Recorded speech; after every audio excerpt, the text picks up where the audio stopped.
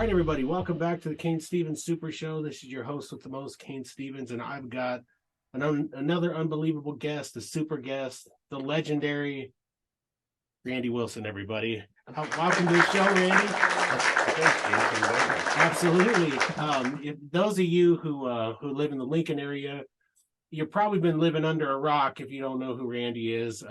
Randy has been the entertainment guy, the guy that everybody knows for years. And I'm lucky enough to have him be my friend. He also worked with me when I had my karaoke business, and now he is with Mr. Chill Entertainment. So, without further ado, Randy, I'm so glad you're here. I'd love to talk to you about, just your time growing up in Lincoln. I mean, how long have you lived in Lincoln your whole life? Yeah, I lived here my whole life. Grew up in Northeast Lincoln.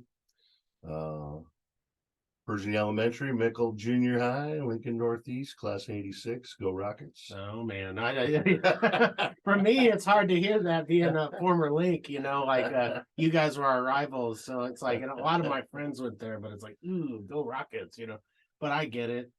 You guys kind of have like a deep rooted love of that area, kind of like me with Northwest Lincoln, growing up in Air Park. So, but you were, coming up. I mean, you're needless to say, a hell of a bowler, right? I mean, you just got inducted into the state bowling hall of fame. You did some pro bowling. You won a national title, right? How many national titles? With Just one title. I won the first national title for Nebraska. After high school, I went on to pursue my college career on a bowling scholarship, believe it or not. Oh yeah, which would say that you're probably pretty good at it, right? Well, what's funny was, I was the only local, of course, on the team at the time. A few guys from Omaha, but Nebraska was recruiting very, very well from all over the country at the time. Right. One of the top programs.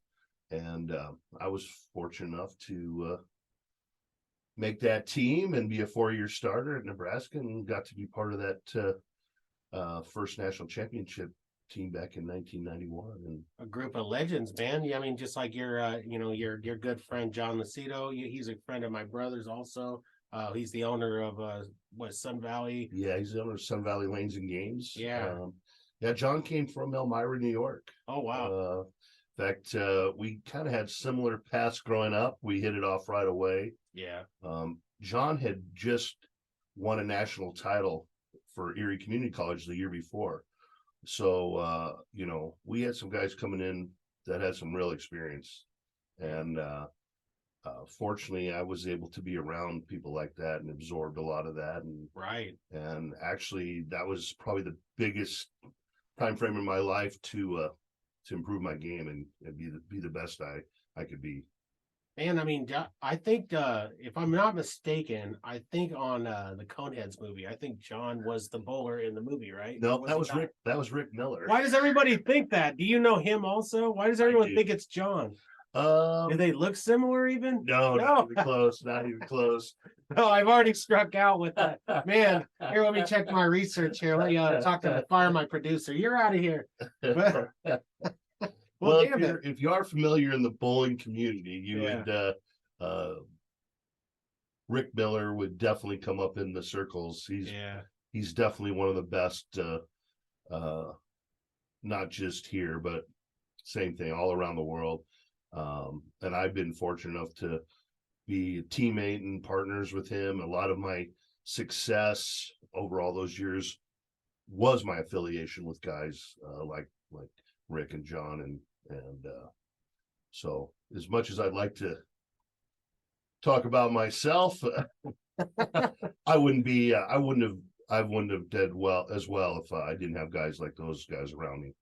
Well, is Rick still with us? Is he still around? He is. He is. In fact, Rick is still very relevant. Okay. In tournament play, and not so much on the tour anymore, but when it comes to the big tournaments around the country, Rick still is a force to be reckoned with. I feel bad that I don't know that, because I've actually loved watching bowling like my entire life, and I loved bowling I was in bowling leagues when I was younger, and it's just, but it's like it's kind of one of those sports. It's an amazing thing to watch, and it's like we're always blown away. But it was always that like Saturday thing that you would watch with like your grandparents, and Yep. so it's kind of like lost now. And I wish it was. It's still out there, but I'm saying like there's just so much to consume and to watch now. It's so hard. But man, if Rick ever gets a chance to listen to this, I hope he doesn't like throw something at whatever he's and get angry with me for that's me, not John, damn it. No, he always considers that his 15 minutes of fame in life. Absolutely. To be on a national Hollywood movie. It's a cool scene, it's a cool is. movie, and they're freaking out, because the pins and they look exactly like their head, and it's why. But I mean, so bowling wise, did you play other sports when you were a kid? Yeah. Well, so growing up, I was avid in swimming and diving, and probably my go-to sport, what I was really good, was baseball. Yeah. I was an avid golfer as well. I even won a state championship in golf in high school. Man, you're like a proven winner. You know what I mean? Like for real, dude. Well, I'll be honest, that's one of those situations again. Yeah. I definitely benefited by having 4 other guys that were really good around me. Yeah. I think they just made sure I kept it in play. Because like my claim to fame would be like our little league team destroying the city, and then we won every single game, and then we won the city, and I think I had the most home runs that year too, and then it's like, but here I am, a 41-year-old man bragging about my little league time. But then we went to Malcolm in an exhibition game after all that, and we just got destroyed by this podunk team, and we were like, how is this even possible? We're like, so it was like that kind of knocked us down a peg. And then I played football at Lincoln High, and it was like we had a lot of great talent, but I mean we were getting destroyed by like a lot of pretty big teams, man. So I have my brush with you're kind of like a proven winner, and I've kind of have brushes with winning from time to time. And then so then you kind of and I know this about you, but for the audience, you kind of, how did you end up getting into the bar business and all that after college? Well, the reality was I was in the bowling business. Mm-hmm. So I grew up working at one of the premier bowling centers in town, Plaza Bowl at the time. Mm-hmm. I literally grew up there as a kid, and by the time I was 14, they actually started paying me to work. Yeah, exactly. Prior to that, there was quarters for pinball and Space Invaders and free practice time. Yeah. But you talk about the Saturday morning leagues. Well, I used to go and learn how to work on machines, and I would wash pins by hand. I learned how to strip lanes by hand. This is pre-technology days. Making that, I think, $2.45 an hour. I was pretty excited. Putting in the real work, though. I mean, they didn't have all these. I mean, you were doing the stuff the machines would be doing and all that different stuff. And then probably Lincoln's most famous first pro bowler from Lincoln was a guy by the name of Max Jensen. Mm-hmm. And Max had the premier pro shop in town at that time, pretty well known. Yeah. And he took this young kid and asked me if I wanted to learn, and after school I'd go over and learn how to drill balls and work on equipment, and he taught me everything he knew. And unfortunately, Max found out he had terminal cancer. Oh, wow. And what he was really doing is he was kind of molding me, knowing that his time was limited. And he helped me open my very first business. Mm-hmm. So I opened my very own pro shop at the age of 17 at Plaza Bowl. Jeez. And I had instant credibility from a guy that was super well known. Yeah, the best. Right? And pretty much gave me his whole clientele list. Mm-hmm. And so I was pretty cemented into the bowling community even at such a young age. Yeah. And I was working full time at the bowling center, became assistant manager there. And so I just learned every facet of the business. Right. And as I got a little bit older, obviously by the time I was 21, then the bar side of the business was even, was such a vital part to Yeah, of course. monetary success for business. Yeah. And so I learned that aspect of it. I spent the next 10 years being a co-owner. At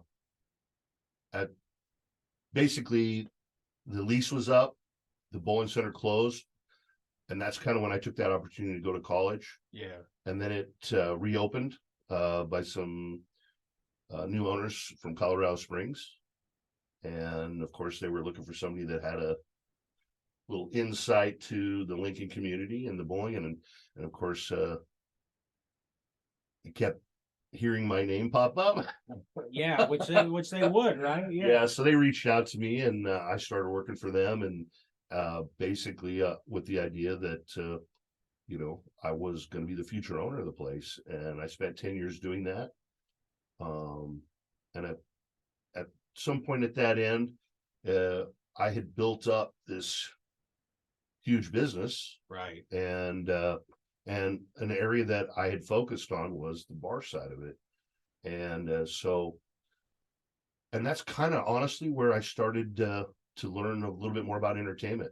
Yeah. I started doing small bands, karaoke, um, and so I kind of got a taste for that early on, just by being in business, and that's what kind of led me to ultimately decide that I wanted to open my own place, and I stepped out of the bowling center part of it. Um, it's a lot of work. That's a tough business. It's a lot of work. Yeah, I imagine there's a lot of literal moving parts to it. So I mean, there's probably so much overhead and everything to it. I used to describe it as I'd be running like 5 businesses at once. Yeah. It really was like that. Yeah. Well, then I mean, you built a hell of a business. I mean, like for anybody who is in the realm of karaoke or likes karaoke, I mean, some of my first experiences with karaoke were at your place, your Randy's Grill and Show. Was that the iteration? I mean, was it Randy's Grill and Show right at the bat, or was it called something else? It was, but really I had built the following from the bowling center. Yeah. I mean, having the bowling center, I had this massive space, Right. and it started out, of course, in this little bar that probably held about 100 people. Yeah. And when I first started out, the people that would come out were like these really good professional singers. Right. Like these people were really good. And that's what the misconception about karaoke in general is that it's just a bunch of drunk schlubs, butchering songs. And don't get me wrong, some people do butcher songs. We're at a bar, right? But there's some killer singers. I mean, people who can just hammer these songs, and I'm just blown away by the talent. Yeah, we had this kind of nice little intimate little place, and I mean, it literally was like getting the professional singers out. Yeah. And because it was doing so well, it kept growing, and I expanded it. And there was a point where I decided to take it outside of the bar and put it out in the concourse of the bowling center. We're all and go after a different crowd. Right. Is when I really saw how big it could be. Yeah. And we're talking at a time when most people were telling me karaoke was a fad, it's dead. And what I really realized is that it's not so much, it was never a fad.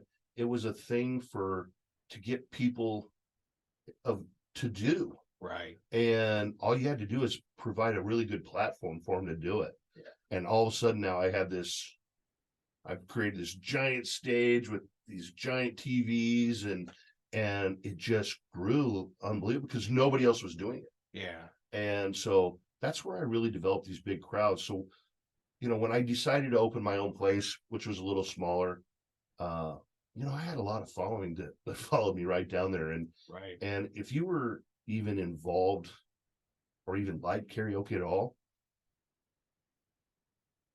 you really wanted to go somewhere where you could like be the star.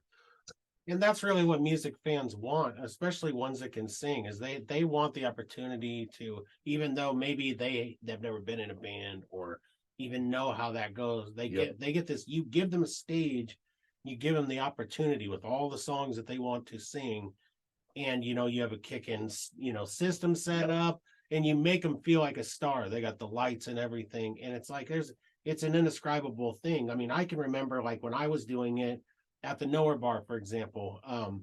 There would be people that in their regular lives I know, because they would talk to me about their regular lives, and I get to know them, that they were over anxious, that they suffered from mental issues, all sorts of things. But when they came there, you would never know it, because they were stars, and they felt like, and they were meeting people. And it's like, man, it's like speed dating with music. I mean, that's what it seems like at karaoke. And you had the best atmosphere, and so like me coming up as a KJ, I mimicked what I saw people like yourself and like Brett Bellamy and those guys doing. And I just like your style the best, because your style meshed with mine. That's why I think we got along so well. Absolutely. You and I are party animals. We know how to show up at a house where there's maybe like a stereo in the middle of the room, and we know how to party with people. Yeah, no, that's a really good analogy.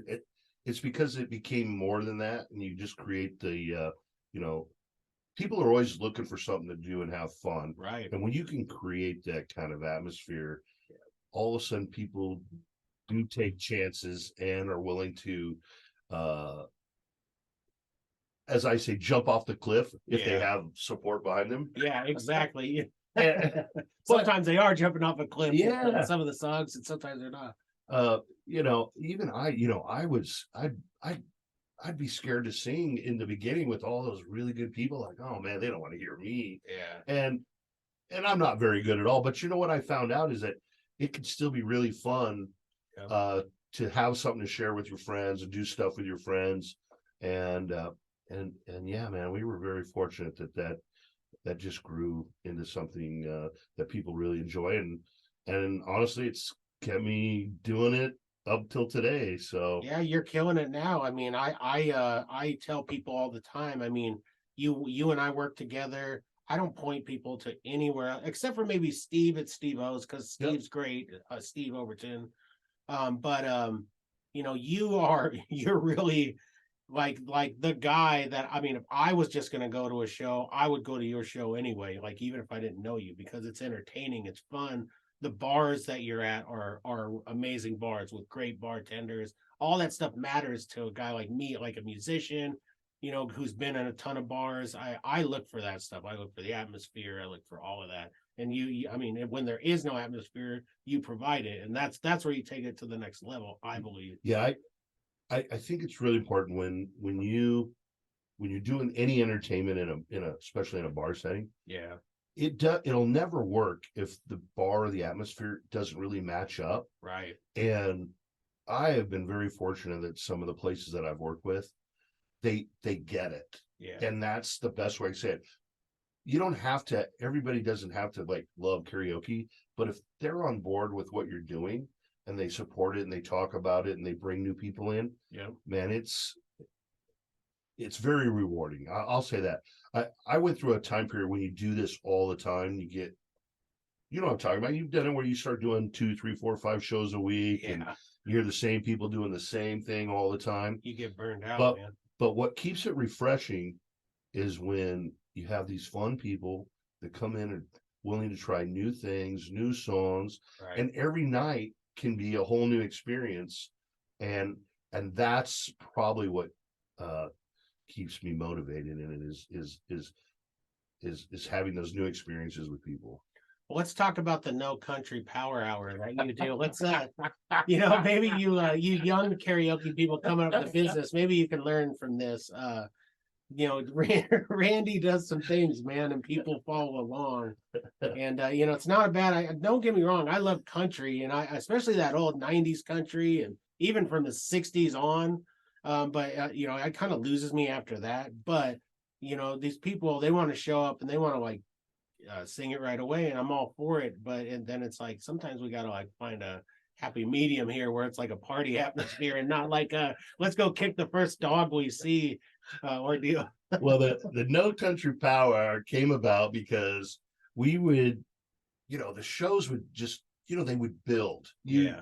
You know, everybody's sing a slow country song to start off with, Yeah, get loosened up. Yeah. And the night would start progressing and have this super high energy and everything be going. And then you'd have one person walk in and want to sing the slowest, saddest country song. Yeah. And everybody was like, like Alan it's Jackson, like total vibe kill. Where were you when the world stopped turning? Like, what are you talking? Put in Motley Crue or something, like something. Yeah. So I have to credit one of my KJs at the time, Craig Carver, for going, Randy, we ain't letting those people sing anymore. The last hour of the night, it's no country. Yeah, I love it, man. That's awesome. So it became a thing, and you still have people come up, oh, come on, man, that's the only songs I do. I'm like, well, you're gonna have to change. People don't understand the abuse that karaoke, KJs, as they say, take. And don't get me wrong, we all appreciate the audience, and we appreciate every person that's there.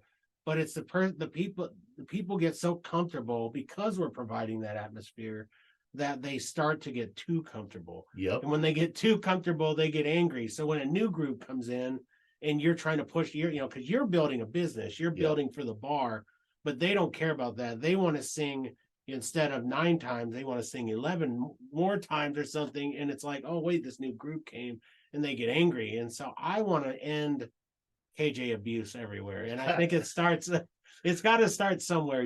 We got to stop abusing these guys like Randy, like myself, like Amy, who, Amy was on not too long ago. Yep. We got to stop abusing them and treat them right. Maybe instead of doing that, maybe hand them a shot or something, maybe hang out with them, maybe, slide a couple of quarters or something towards who knows. It's Venmo now. It's Venmo. Yeah. You leave your Venmo account on the tip jar. What planet am I living on? No one even carries change anymore but me.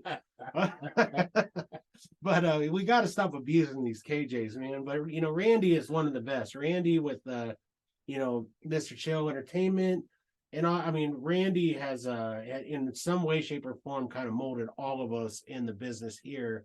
Without even knowing it, just by us going to the shows. And well, I appreciate you saying so. Yeah, for sure, man. You're a legend to me, but it's not just me, it's it's many other people. From a legendary standpoint, you have more actual friends than most people have as fake social media friends. You know what I mean? Yeah. And that's a pretty great thing to have. I have to tell you, I feel pretty bad sometimes. People come up to me like, oh my God, Randy. And I look at him like, remember that time we were doing karaoke and having fun and drinking? So I was like, well, man, you just described the last 30 years of my life. I just go with it, man. And I just, the story grows as they start telling it. But no matter what, I do tell them, I was like, I want you to know that means a lot to me that maybe that time in your life, where maybe you were hanging out and doing those things that I was able to provide, a fun atmosphere for people to hang out in. Exactly. That's what people need, man. People need to lighten up, and they need an outlet. They need a place to go. They don't necessarily have to drink so much. Trust me, I've had my fill over the years of drinking as a musician, just as a guy who likes to party with people and drink. Yeah. But now that I'm mellow, and I don't really do any of that stuff, I still appreciate it. We've come to your show now and then, and we've had a great time. And I wish I could go more. It's just not really and that's how it goes for you. The hardest part of being a KJ, and this, is that you have all these groups and they just cycle through. So you just keep going, you just keep doing it, but they cycle through and they disappear, and then you have to build new groups. And that's the hardest part. And the ones who don't make it, they don't build new groups. They don't know how to mold people. You just keep building them. How long has it been now, did you say? We're on 34 years now. That's a crazy amount of time, man. It really is. That's almost my whole lifetime. You know what I mean? I'm 41, so I was still crapping green when you were starting all this stuff out, man. I was still soiling my diaper or something. But that's crazy, man. So you've been doing it forever, and I mean it's not stopping now. I mean you're in a bunch of bars, so I mean we are talking to local people. Um, you're at Kelly's, right? Yeah, I'm at Kelly's Pub. Again, great neighborhood, Yeah, Northeast the best. Lincoln. Yeah, The staff and the ownership there is just great. yeah, Um, I tell people a lot. I said, I was this guy that owned another bar really just down the street right. for many years, and I was always friends with those guys and always had a great cordial relationship with those guys, and I don't think we ever saw it as real competition. In Right. fact, I think there's a thing about um, if you're doing entertainment, Yeah. it really does you no good to bash on your neighbors. No. And what I mean In by any that is facet. right. Yeah. In fact, what you really need to do is always reinforce the value of the entertainment. Yeah. No matter who's doing it, because if you killed it off, then none of us would have it. Yeah. And keeping it strong, and I know that's why I have tried to help and encourage a lot of other people that have come to me, where a lot of people maybe would be like, Yeah. what is it? This guy's trying to cut into my business or take my customers or steal my job, really, in Yeah. a sense. But you know what? This is something that there is plenty to go around. Well, the And paranoia. I would just like every show for everybody to create that kind of fun atmosphere and make it some people where when people talk about doing karaoke, they always go, yeah, I have this fun place I go to. Right. Instead of always go, oh, we go there and we never have a good time. And Yeah.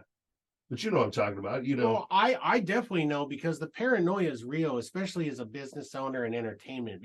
I learned it from being in bands because the bands should be exactly what you're saying, especially local bands. You should be lifting each other up, yeah.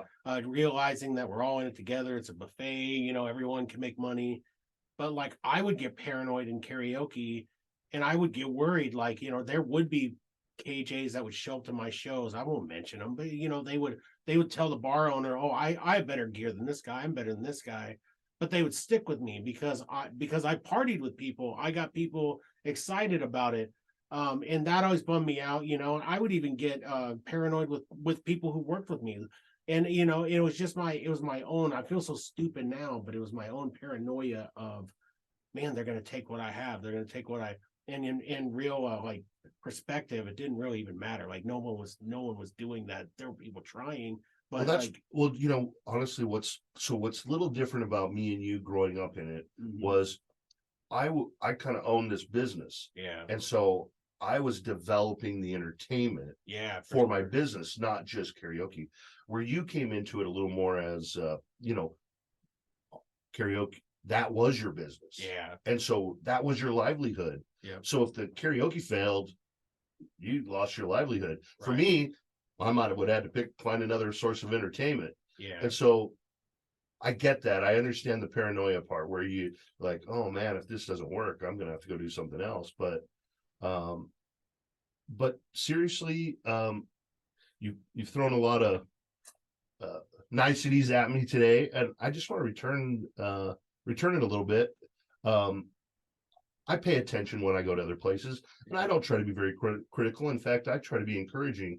yeah, And I saw what you were doing, and in fact, I was refreshed yeah, because that's what we really need. We really need places to go to have a good time. People don't have a lot of outlets, yeah, and music I have always found to be one of those things. Even if you're not a very good singer, you can find a lot of pleasure in hanging out with your friends and singing along with songs, oh, of course. and music is might be the world's cure if we would let it. It should be. I mean, we should let it. I mean, for me, it wasn't an escape from my family, was an escape from, but music has always been an escape from my mind. Like I've always had a spinning. I think I know from talking to you for a long time now. that you're kind of the same way. My mind is a spinning wheel, and if I can't stop it with something else, man, it's a really barren and scary place. And so for me, when I would get enthralled in like mixing and playing music, I didn't care if I was DJing to one or two people or no people. I was just so lost in the love of the music and making it sound great and making the sing. It was just like, to me, that was the party. And unfortunately, the drinking and everything else just comes with it. And it was just like, that's always been it was always a problem for me before, was like, I never knew that I could have a good time without drinking. Like, there was always a short time where I would bring like a big jug of tea or something and pee 100 times. But yeah, that I don't know. And I mean, that's another struggle with people, is how does a guy stay in a bar all the time? I mean, because we both drink, but how do you manage it all these years? Because I think you've done a pretty good job. Well, to be honest with you, I didn't really drink that much in the beginning. It was, again, I have this huge business, and it's a lot of financial responsibility, and I pretty much just had to work hard every day to just make sure to pay the bills, to be honest with you. The entertainment was the thing to try to boost the sales and increase the business. And so I took it super serious, and where I might have been the one contributing to getting people to have a good time and selling the drinks. I really wasn't the one drinking a lot. You weren't the one partaking. And eventually, after being in it, geez, I tell you, 10, 12, 14 years, when things got to a level of success that kind of allowed me to step back a little bit. Because that was the next evolution, is really the thing, is I then started to become more of the part of the crowd and not so much just behind the mic or behind the bar. And that changed everything in reality. And so, and that's probably why those relationships that you're talking about have lasted so long, was I started to be part of them, with them. And so you just build more friendships that way, because you're actually partaking in the fun with them, and so they see you that way. And yeah, there were times over a lot of it where I realized that maybe I should slow it down a little bit. And as it became later in life, obviously everything changes and you start getting perspective on some things. And I started to tone it down and realize that I didn't have to be the source of all the party. And you just develop your groups around what you're doing. Right. And so most of the people I have now, we have, everybody still drinks and has a good time, but it doesn't have to be annihilation the whole time, right? Oh no, craziness every night of the week, I guess, is maybe what I'm trying to say. But there's, I think it makes then the special occasions really good. Exactly. I was just fortunate enough again, and this kind of overwhelms me at times when we'll have a special occasion, and all the groups will show up at one time. Right. And it'll be people you haven't seen for a long time, people that have known me from different places, different bars, and they really just want to show up because they know it's going to be a good time. And they know. And I used to say this to people, I'm like, no, please let me buy your drink for you, because if I'm buying people drinks, then that's for a lot of people. But if everybody in there wants to buy me a drink, that might be 100 drinks. Yeah, exactly. I won't survive. That'd be a rough night, man. That would be the last night. I won't survive. So, there is a fine line you gotta walk there. There is. So I think my mom, when she turned 40, I think my mom did like 40 some shots, and my mom's not a big lady. You know, I mean, my mom's a small lady, super short. She's probably 5'2" or something. Mine too. And so, but man, you know, like I can remember that, like especially at her 40th, like them bragging about, man, she was taking them down left and right. She did at least 40 shots. I'm like, how did she not die? Did you get your mom to sing karaoke? No, I never have. You know, one time my mom tells me I embarrassed her bad in Waverly one time. So she and my dad came to see me in the band when I was at the Lawn Cash Band play. And I was always full of it on the mic. And as soon as she walked in, we were playing. We instantly were playing Folsom Prison. So I was like, "This is perfect." I was like, so I announced to everybody, like, "Hey, my mom's here. She just got out of prison," you know. And I was like, but, you know, I told everybody she's out for computer fraud, you know. So it didn't seem, but mom was like horrified, and she still talks about it. It's like, you told a group of strangers that I just got out of prison. To me, it's hilarious, but to her, it's like disgusting. No wonder I'm like you know, we joke about certain people being the head of the family in my family. I always tell people I'm the ass of the family. And so everyone's got one, and I seem to be that. So, but that's why. Embarrassed mom. It is a funny story, but I can see I can see the perspective right now. Oh yeah, yeah. Trust me, I can definitely see it. I'd be horrified. I'm sure my kids will get me back someday, you know, for all that. You know, that probably sounds like a new song for you to write. It does, right? It does. You know, the day my mom got out of prison. Yeah, David. I was probably listening to a lot of country then, so I'm sure that's exactly, oh yeah, like the David Allen Coe thing and all that. Man, but oh, poor mom. It's not right, man. But yeah, you know, Can you imagine her walking in the grocery store or something? Somebody comes in, "Hey, you're the lady that just got out of prison." you just got out of She prison. call you up. I'm gonna kill you. Thank God we didn't live in Waverly, because then she'd have to like face all these people. And mom just wanted to play Keno and, you know, have a couple of cocktails, and I chased her out pretty fast. So, but that's not even the worst thing we would say. Like when we were on the road and stuff, I'd always pretend like I was the different character and all this stuff, and we kind of had like a little shtick at times. And we would talk about like you know, chaining grandma to the radiator and feeding her you know frosted flakes from time to time, you know, and we'd work on songs, and she'd tell us if she liked them. It's I can't believe I wasn't arrested, honestly. Like if the authorities aren't out there. Oh, you know, you still invited to like Thanksgiving dinner? Yeah. Yeah. I am. And I have my share of Thanksgiving dinner too. I kind of can't wait until Thanksgiving comes. Yeah, they still care about me. They're a good family. They still love me, and despite all my weaknesses. So. Well, that's I think that's the most you can hope for in life. Well, I have their grandchildren now and a lovely wife, so I can kind of hide behind them as a shield. You know, like, oh, he's kind of like a vile being, but at least there's these here's these great creatures in front of him. So I just use them as a shield. Oh boy. Well, you're probably, I mean, I'm like I feel like a black sheep of the family, but I kind of blend in with my family pretty good.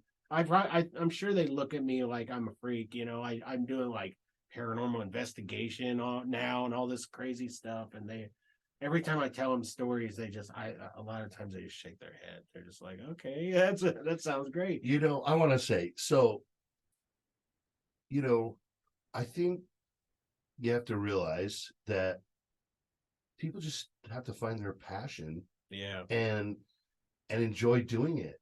And if you shouldn't be critical of what other people are really into, because you know, otherwise we live boring lives. This room is a cathedral of my passions. I mean, I love it. I love the studio in here. I wish I could pan. I'll have to pan around. This is like the ultimate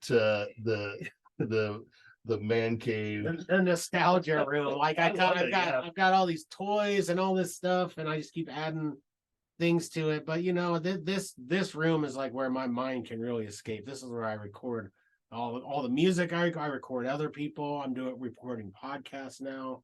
So I'm hoping to get in with you, you know, and get a podcast going for you. I think that'd be great. Well, maybe I like that. Could be in the works, you know. It could be the start of we already have a beautiful friendship, but like more of a beautiful friendship.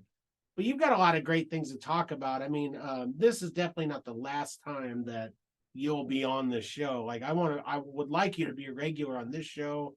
I know Max, who works with you, would be real fun to talk to. But I would just love to. We've wasted so many times where we were just like, we should have just had mics in front of us. Like, great Oh, that's conversations. true. That is Yeah. true. Yes, especially the stories, maybe. The stories for sure. Yeah, some Before of we the forget them all. yeah, some of like the inside baseball stuff where we're complaining about equipment or this and that. Probably not, but that could be a podcast in itself. We could just sit there and complain all the time. But that would be kind of like people listen to maybe a couple, they laugh, and then they get so mad they just like disappear. So we'll keep it lighthearted. We'll keep it about the good stories and everything. But what else? What else have you? I mean, you're doing a lot now. Let's talk about what are your plans coming up? Do you have anything you want to plug or any venues you're working with? People don't know that Randy is slowly built Lincoln's entertainment and bar business, restaurants behind the scenes. Well, I feel like about 6-7 years ago, I started to kind of step back from the bigger picture stuff. Yeah. Just try to slow down just a touch. I wouldn't know what to do with myself if I didn't have something going on. Yeah, of course. But I think I found the places that I fit in real well and are real comfortable, and that just kind of allows me to do what I like to do. Yeah, of course. And because I've built some of those good relationships. I recently, I spent probably the last 7 months helping open a new bar down in the Haymarket. Yeah. My time there is done now. Yeah. They needed somebody with experience and knowledge to help open up, and I've been able to do that for several places. Yeah. And so I get calls fairly frequently about hiring me to go in and help do things like that, or give advice, consult Yeah. really. And and obviously I've done some great things, but I've made some mistakes and learned the good and the bad.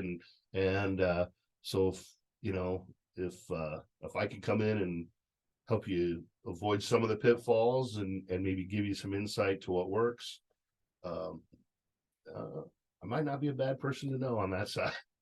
I should have listened to your advice when I was growing as a business, and I was stretching myself so thin, and you were kind of handing me the idea that maybe you should slow down a little bit, but I had my foot on the gas. I had all these venues, and that's when the headaches start with all the employees and moving parts. Well, unfortunately, I learned that mistake too the hard way. Yeah. I built this thing that got so big, and you feel like you can just kind of do that everywhere. Yeah. And keep going. But what you have to take credit to yourself is that the reason it works where you're at is because you were the one doing it. Right. And the reason you were doing so well in the one or two places was because you were the one creating it all. Yeah. And I don't know how many times people have tried to copy what I do. Yeah. And then they fail at it and they tell me, well, I don't know how he does it. Well, it's because they're not really invested into doing it. Right. And when you were starting up, you were invested into doing your business. Yeah, of course. And so that really rubs off to other people to see your passion in doing stuff like that. And so that's why people were drawn to you. And it doesn't translate when you hire somebody else to go, I know you're expanding your business, but it doesn't translate to having somebody else try to be you. Yeah, and they don't see it the same way you do. It's not even that they're doing a bad job, but Nope. they're not doing what people had grown accustomed to you doing. And so then they start asking, like, I remember a lot of people, I go in to set up and they're like, oh, yes, you're doing it. And I'm like, well, what? I'm really not. I'm going to another bar across town. And they'd be like, oh. And then they're like, well, where are you going to be? We'll go across the bar or across town. Yeah, exactly. And it was nothing against the people who are running it, because the people who are running did a fine job. Yeah. But I mean, it was just, I never had horrible fall off overall, but I mean, I obviously had great nights when you were there, because it was like, I mean, it was like there'd be no drop off whatsoever. You know what I'm saying? And so they kind of, but then I would get kind of these things where people would start liking the other people, and they would get established. I'm like, thank God, like they're getting Yeah. established in there. But then I would have to run in and be like, ooh, like they don't even know who Boss I is am. back. Yeah, and they're like, oh crap, yeah, I know. And so then I was like the fun guy. yeah, I was the odd man out, and so it felt weird. But the karaoke business is a fun business overall. I would have to say some of the songs can get to you from time to time. I mean, I used to pit people against each other when they would want to sing Picture. And there are so many people that want to sing Picture with Kid Rock and Sheryl Crow. I said, you know what? Here's some championship belts. You guys can get your picture taken with them, but we'll have a battle off and we'll make you guys battle each other. Whoever loses doesn't get to ever sing it again. Yeah, exactly. And they would battle and they would brag, and but they would get tired of it too, because I'd make them do it one right after the other. And so pretty soon people didn't want that anymore. It was like, oh, my evil scheme worked, because they don't want Picture 3 times in a row. And so it was a good thing and a bad thing. But like, what? I mean, it's okay even since you're still in the business. Like, what song really grinds your gears sometimes? I mean, not necessarily the way they're singing it, but let's let them in on a little secret here. So I have to tell you my new thing, and I will answer your question. Yeah. But lately, the new thing is they come in and we do kamikaze hour. Right. Yeah. And all my regulars now have finally embraced this idea that I'm going to pick their song. Yeah. And it may not be a song that they normally do. Yeah, exactly. And I really listen and I look for songs that I think will fit people. Mm-hmm. And I'm going to say, like this last show I just did, I think there were 14 people that did the kamikaze hour. Yeah. Like embraced it. Yeah. And I'm going to say I nailed 13 out of the 14. Oh, wow. And they're like, how do you do that? I'm like, man, I hear you all the time. Yeah, you would pay attention to what people are doing. And they're like, you know what?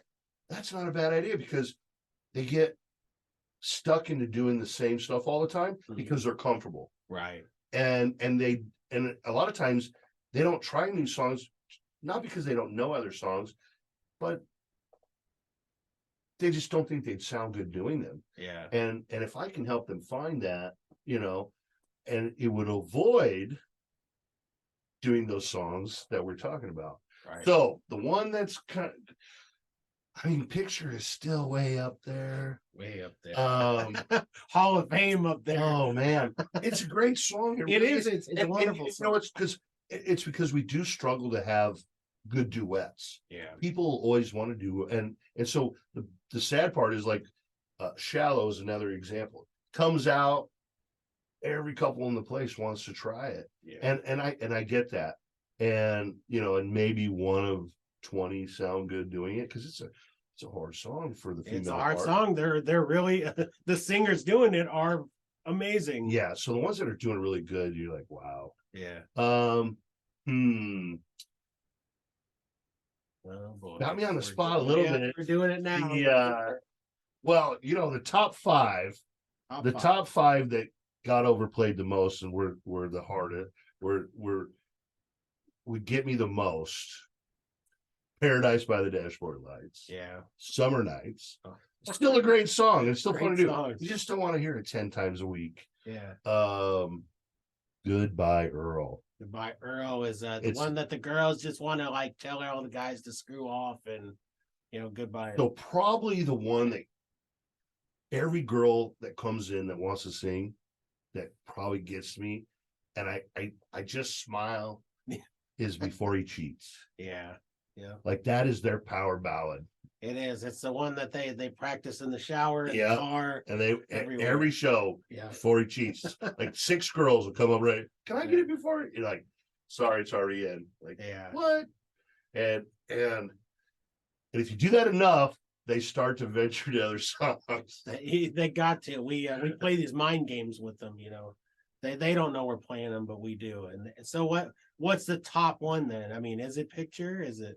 Oh, I wish people would sing like I Love Shack was that way. Oh yeah, Love Shack. We had a time period at one out of my shows for about 5 years. I had shirts made for everybody that come to the shows. Oh no. That would say Love Shack sucks. Oh yeah. And yeah, we still do it all the time. Ban it, but it's such a killer song. It Just is like a the killer song. B-52s are so fun It's to so listen to, fun. but it does kill certain songs. Like there's songs I listen to now, and when it comes on, I'm instantly like, I really love this song, but click. You I can't gotta help move on. yourself. I You can't help yourself.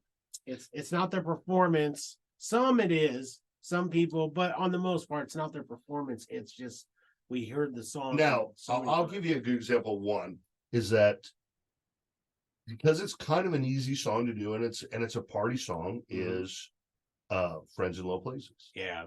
It's a great song, and it's great for the party atmosphere, but it's not great when it's done in the first hour of the night. Right. And so that's a song that I've taken, and I don't let anybody sing it till the end of the night. Yeah. In fact, I make it one of the top 5 closing songs of the night, because if you have a super busy night and you got a ton of singers and you're getting toward the end, and you've had people that have been waiting all night, and you'd really like them to get in one more time. Well, I could call 5 people up and do that as a close and get everybody involved. Exactly. And I've learned that that's probably the best medicine for the people that get really grumpy about how many times they sing at the end of the night. You make that last song a party song with everybody and get everybody up. They're like, it's like going home happy. Yeah. Well, and that song is, I think we played that song as the last song of the night in the band all the time. Yep. And people loved it. And then, you'd say your goodbyes and, introduce the people. But the thing at the end of the night song is, I feel like as a former karaoke goer all the time, that a person who gets the last song, they think that, oh, I got it good. I earned it, obviously, to the KJ. Yeah. Like I earned the last song. I killed it so many times. Because I can remember being like one of the people who was so mad at the end of the night, like, oh, I can't believe he wouldn't let me get in for Pantera at the very end of the night or something. Like how stupid. But it's just like then as I started like doing shows, I had to really start to figure out like, well, why are they getting so angry? You want to hear my current pet peeve? Yeah, that happened please. this last week. Super busy night. Yeah. Had over 40 singers still in the queue at the end of the night. And 40 people, that's the last 2 hours of your show, no matter what. Yeah. So anybody that walks in the last 2 hours that wants to sing is probably not getting in. No, probably They're not just not probably getting getting in. Yeah. If everybody else has been waiting all night, that means they've only sang once or twice, and they're hanging around hoping to sing one more time. Right. And I had a regular guy comes in who comes out all the time, and he's like, hey, can I get in? And I'm like, hey, look, man, I'm full. Maybe I'll do my best. Yeah. And and I look at the log times and I try to see if I can, and so I'm looking at him like, okay, yeah, I can get you in. And at the very last second, then I call him up and I'm looking up. So I look, okay, cool. I'm gonna be able to get these last 4 people in. And man, it's gonna be a perfect end of the night. Right. He switches his song. Oh no. To a 7.5 minute song. Oh boy. So he just knocked out 2 people. Yeah. Basically knocked out 2 people. Now, did he do it on purpose? I think so. That's my whole point. Man, because he waited. Because he showed up late, and he wanted, and so he made it about him. Yeah. And me try to please everybody.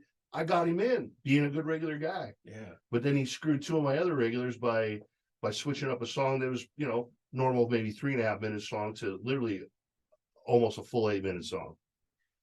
What? It baffles me, but I do get it from like the karaoke. The problem was I loaded it up and started and realized it was like, yeah. oh man, no, he just got me. Yeah, he got me for Freebird for 8 to 12 minutes. He's even gonna play the guitar solo and something. Right, yeah, right. And it was like that. It was like that. And I was like, oh, sorry, this failed. Yeah, man, sorry. Next singer. Well, I used to always try to run. I used to try a system, and it didn't always work. It could piss people off. Is that if new people came in, I'd try to work them in within 5 songs of that. So it would start cycling people through. But then you get your people that would get mad, like, oh, well, now you're letting this group sing, and I've been here all night drinking, and and supporting the bar and they'll say the most vile things to you when they're angry at those times. You want to know my nerd method? Yeah, what do you got? So I mean, I guarantee it's better than my method. This is a serious thing. When you're in the business, this is probably the biggest complaint. Before I was really like this, the KJ part, just kind of the business owner. Yeah, I would get phone calls. Yeah, man, I want to complain. I'm like, what do you want to complain about? The rotation. Like, seriously? Like, yeah, that KJ didn't like me and didn't. I'm like, oh, you got to be kidding me. And I didn't realize how serious this was. It is. And so I learned a valuable lesson early on about why you maintain a kind of a hardcore rotation. And so to your point is like, so how do you do that? How do you accommodate for the new people? Well, what I always do is, how we always say, come early, sing often. Yeah. I reward the people that are the regulars that show up, support your show, come early. Of course. And so I call that first rotation. So those people that came and sang the first, and sometimes that first rotation can be, half hour, or it could be 2 hours, depending on how many people show up early. Right. And so what I do then is new people that come in after that point, they get put at the bottom of the list. Now they're going to get in, but it's going to take them longer for the time back around. Right. And so that way you don't really punish the people that have been there all night waiting.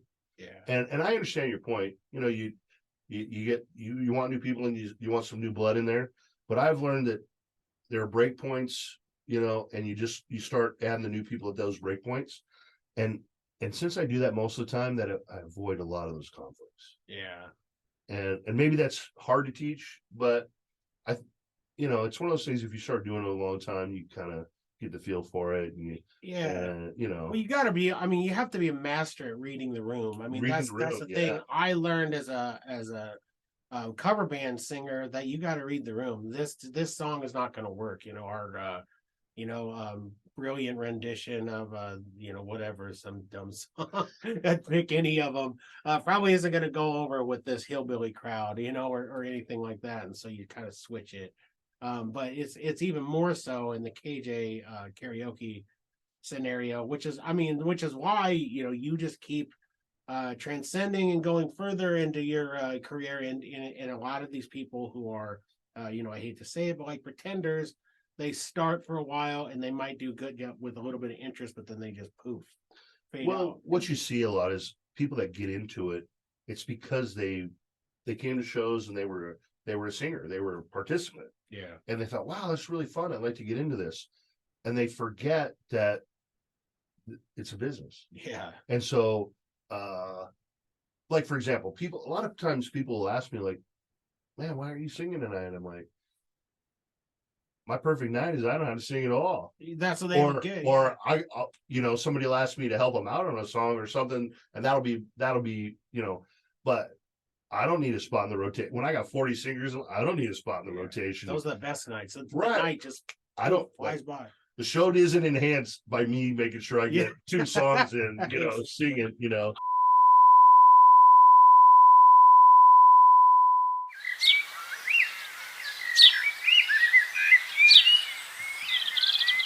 Hey there, fellow follicle enthusiasts.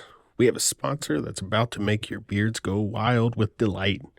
Brace yourselves for the one and only, the elegant Sasquatch.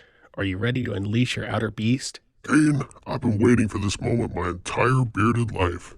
But tell me, how can the elegant Sasquatch help us awaken our inner beasts? Oh, my hairy companion, the elegant Sasquatch has a treasure trove of beard products that will have your whiskers partying like it's the wildest night in the forest. From their aromatic beard oils to their beastly balms and buttery concoctions, they've got everything you need to make your beard sing with joy. I can almost hear my beard belting out its own rendition of I Will Survive. Your beard is in for a treat, my friend, and here's the best part. Every single product is handmade with love. Picture this, a team of Sasquatch artisans rocking their aprons and wielding their grooming tools, crafting beard goodies that will blow your mind. It's like a hairy fiesta of craftsmanship. I can see those Sasquatch artists dancing with their combs and trimmers like they're on a hairy stage. Absolutely. These bearded maestros pour their heart and soul into every bottle of beard oil, every tin of balm, and every tub of butter. They're like the Michelin-starred chefs of the beard world, creating culinary delights for your facial hair. My beard is salivating in anticipation. Well, get ready for your beard to do a happy dance because the Elegant Sasquatch has you covered from all angles. Their beard oils will make your whiskers as smooth as a buttery glide. Their balms will sculpt your beard into a masterpiece that would make Da Vinci jealous. Their butters will leave your beard softer than a cloud made of marshmallows, and their washes will cleanse your beard with a scent that's fresher than the waterfalls in the Rockies. My beard is ready for the bearded revolution. You can find the Elegant Sasquatch on Instagram and Facebook. They're ready to share their hairy wisdom, showcase their bearded customers, and entertain you with memes that will make your mustache curl with laughter. I can't wait to join the hairy community and bask in the glory of their bearded memes. So, folks, get ready to let your beards run wild. Unleash your outer beast and head over to Facebook and Instagram to find the Elegant Sasquatch. Trust me, your beard will thank you, and you'll be the envy of every bearded creature in the virtual forest. Here's to smelling like a wild creature and embracing your inner Sasquatch. Cheers to that, my fellow bearded brethren, and stay elegant with the Elegant Sasquatch.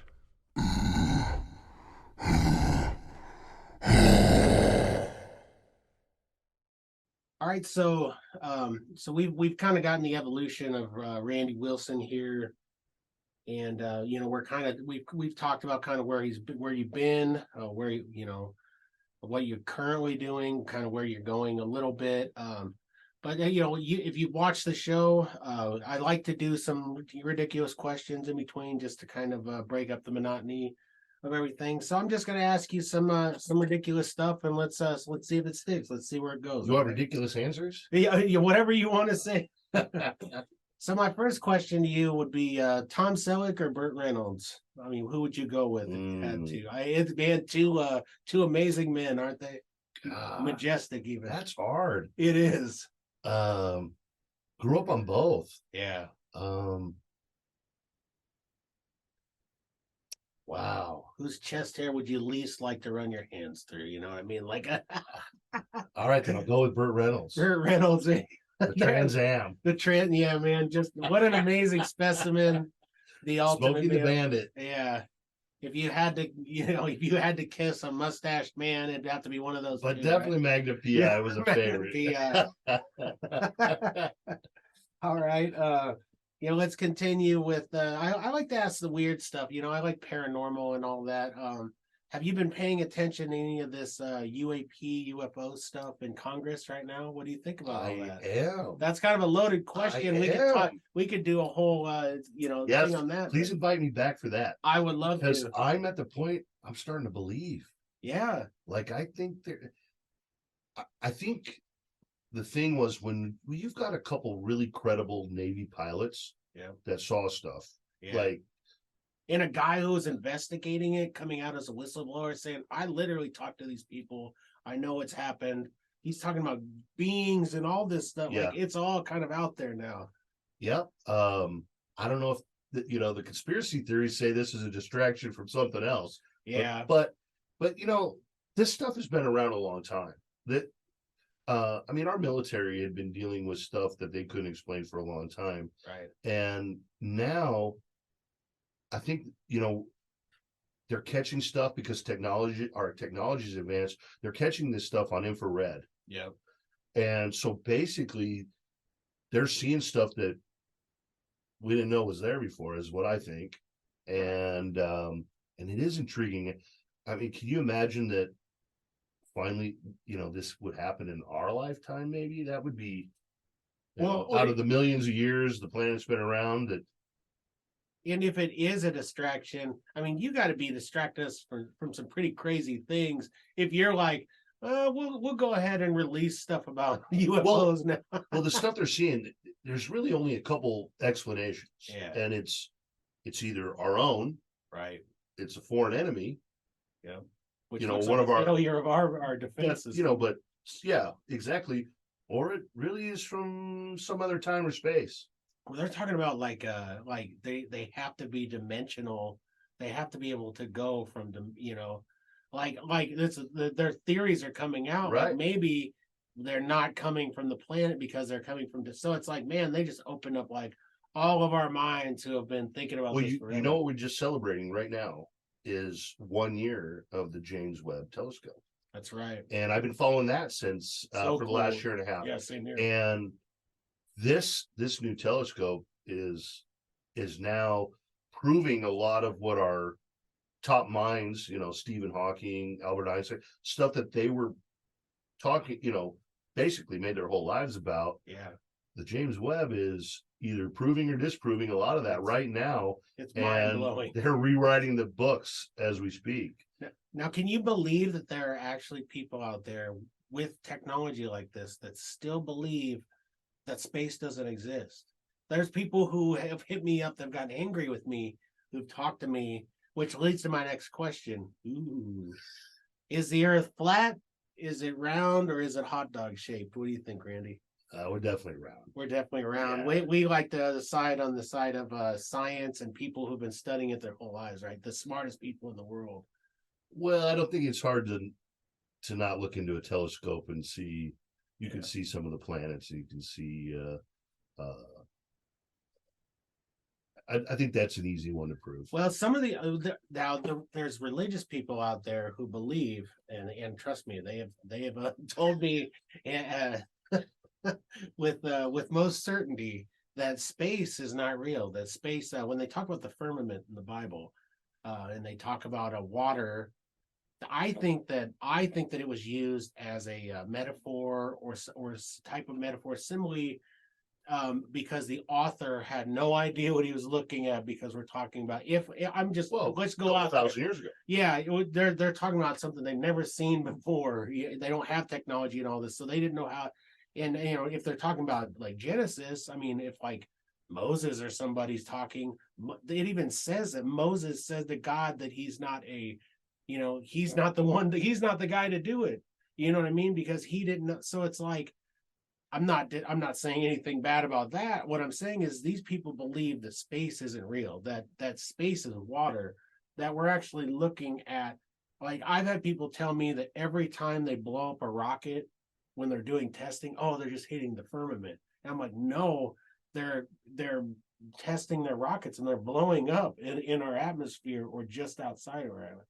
And so it's like, but they don't want to believe that. And that floors me in this stage in the game of humanity. Well, one of the crazy theories is that, and that's what the movie Matrix is all about, that we're in our own simulation. We're in a simulation. And you're like, except what we're doing now in technology, and you've seen it me and you have seen it in our lifetime, is that every technology advancement, we make, what we generate, what we create, looks more and more real. Yeah, of course. Right? Yeah. Have we gotten to this point many times that we make it look so real, right, that it's our reality? I mean, think about that. People's minds are exploding as they're listening to this. They're like, either these guys just, smoked a pound of weed, or they're talking real talk here. I mean, and I'm all for that. I always look at video games and movies, stuff that, like, we would create the reality in our own thoughts, right? Yeah. To the point where, think of the video game era when the first system I ever had maybe was like Atari. Right. Everything's in little blocks. Yeah. Stick people. Beep, beep, but now, beep, beep. Man, look, you play the new sports games now, it's like you're the real deal. You're Ken Griffey Jr. jacking one out of the park. Well, even like my kids' VR, like my kids' VR makes me nauseous. Like there's a game where you're like up in space doing all this stuff. Yeah. And my stomach got turned over. I've had that happen to me too. I played a lot of video games, and I played this game that made me feel that way. I'm like, oh my God, I gotta stop playing. It's really wild. Or you could take tours of like all of these famous places through VR, and it's like you're actually there. It's like, what a time to be alive to witness it. But it's like, then you wonder, like, where is it all going? Where's the technology? Is it going to be like the Neuralink stuff, or like if you watch Black Mirror, is it going to be all that crazy technology like blended in with your mind. And Well, I'll tell you, this might be for a future podcast for us, but not only had I been kind of following the alien stuff, yeah, but man, start following the AI stuff. I'm following it, Joey. That is scary. That will start to.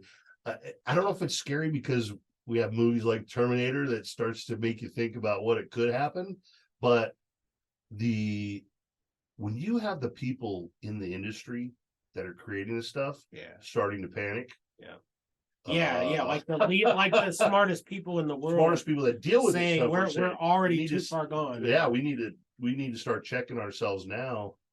I think it, Terminator did work with scary people. I mean, Skynet and right. all this stuff. But I mean, in all reality, though, the scary part is that if AI gets so good, if somebody could then tap into that and take over all these things, including like if we are doing like Neuralink type stuff, and then they're controlling people's. I mean, we're like straight out of a science fiction movie. Well, when our biggest ally or adversaries in the world are saying the country that controls AI will be the ruler of the world, you start having to. I mean, we already know that they use the internet and technology. The ground wars aren't near as what they can do technology wise now. Shutting down our power grid or letting off an EMP to shut out our communications on our satellites would pretty much make us feel like we're back in the dark ages. That's what terrifies me the most. Or like they talk about, I used to listen to, I still do actually. There's an app you can listen to, Art Bell. Did you ever used to? Yep. You can still listen to Art Bell, and it's just all different things coming through. You never know what it's. But anyways, it's the idea of our grid going down is terrifying, because then you start to panic. Like, well, what would I do? Like, I've got a family, I've got animals to feed. Like, if the grid goes down, there's no drinking water. I mean, you're boiling water, you're doing all this stuff. You're living like the dark ages. Well, we got super comfortable with processed fast food. We did. I probably anybody that even concerned about this idea should just start learning a little basics on how to grow some basic vegetables. I mean, my little garden, I'm at least good at. I've got. I think I've done like 30 quarts of pickles. Yeah, well, and so I mean, I'm good on that account, but it's like to have to do it actually all. Just have the knowledge to do it. Yeah, a lot of people wouldn't even have a clue how to do it. You got to boil those jars. Got to make sure that they're clean. I used to help my grandma. Like I was just talking to my wife the other day. Like canning is such a. I don't know how my conversations always go to canning, but we'll talk. I love it. So I miss the times when I was helping my grandma can. And I wish as an adult, I still had that time to go back and actually pay attention to what she was doing. Instead, I was, holding a Hulk Hogan wrestling figure in one hand, and he was smashing against the Ultimate Warrior and not really paying attention. And I was just handing her things. But I wish as an adult, I'd like paid attention, because now I'm looking at her recipes and I'm like, what do you mean by this, Grandma? Like, it seems so clear and cut, but I wish we could go back. I say this all the time, that every kid should spend a summer on a farm. Yeah, absolutely. Growing up. I didn't realize how important and big that was in my life until my grandma passed away, and we didn't have that. And then my kids didn't get as much exposure to it. And really, I had no real answer to it, but I feel very fortunate to just like you talk about. You talk about canning with your grandma. I have those same experiences canning, picking crops. Yeah. I didn't even like peas, but boy, if we went and picked fresh ones and snapped them, man, I loved them. But but there is something kind of a little back to a simpler life that we might need some of that information in the future. I mean, I can tell you, I've been on a diet with my wife for a while. I've lost a lot of weight, and I can tell you, like, the thing for me is it's not hard to transition into just eating a bunch of vegetables, because I actually truly love them. And so it's like, it would be refreshing in a way to like get away from this like social media. Like I have to do social media for promotion, as do, all of us, but I could do without it. I mean, you have real friends, Randy's got 5,000 plus real friends on social media who are actual friends. And me, I probably got out of the, I've got thousands of friends here, there, but maybe like couple hundred people that I actually consider to be friends. Yeah. And but I'm kind of a different dude in that way. I mean, you've been out there where I've kind of always been on my own. I'll talk to anybody, but I'm like terrified of people when I'm not around them. Like when I go to the store, I pop in my earbuds. People want to talk to me all the time, and I'm either like, ugh, or I'll talk to you. Well, if you want to know the truth, I Yeah. actually was very shy growing up, like scared That's to why- talk to people. Yeah, And I'm so fortunate that I forced myself out of that shell. right. Now I like to revert back to it. Like when I'm going through a rough time, I'd pretty much rather be alone. Yeah, But it's nice to know that there's people out there when I'm ready to come back to society, I guess. exactly. Well, like for me, the solitude and the silence is like the worst part, but it's also the best part. Like I want to get away from Yep. everybody, but I also don't want to be alone with myself. So it's like a weird medium of when you battle your mind. I mean, those are podcasts for future times. I want to talk to people about like there's a lot of podcasts about mental health and all that, but like just like how does a person really deal with all of the everything, like we deal with it in our own ways. We deal with it. I was like in school, I was always like a sad clown, like a comedian in front of everybody else, but then you go home and you cry by Yeah. yourself, and it's just like growing up's hard enough, and life is hard enough.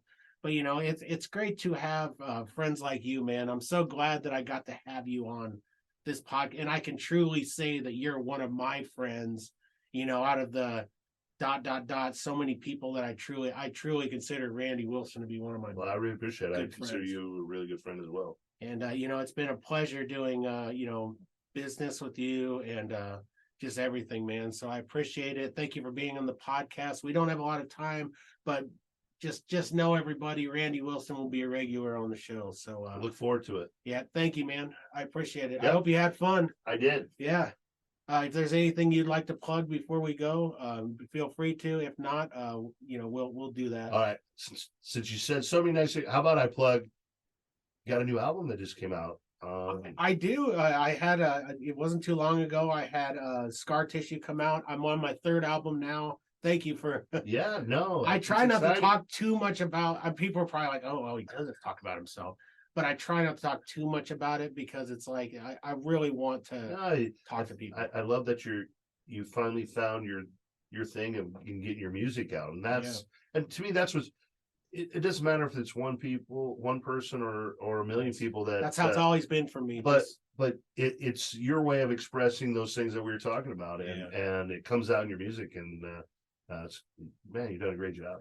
Well, since Randy did say it, check out Concrete Heart out on that's my latest single, out on everything that you can listen, and hopefully you guys like it. So thank you guys for listening to the show. This has been another wonderful I feel interview with a super guest, and the super guests are just going to keep on coming. So I hope that I'm doing a good job for everybody, and I hope to keep bringing in all people of all different facets. So thank you guys for listening. We'll see you on the other side.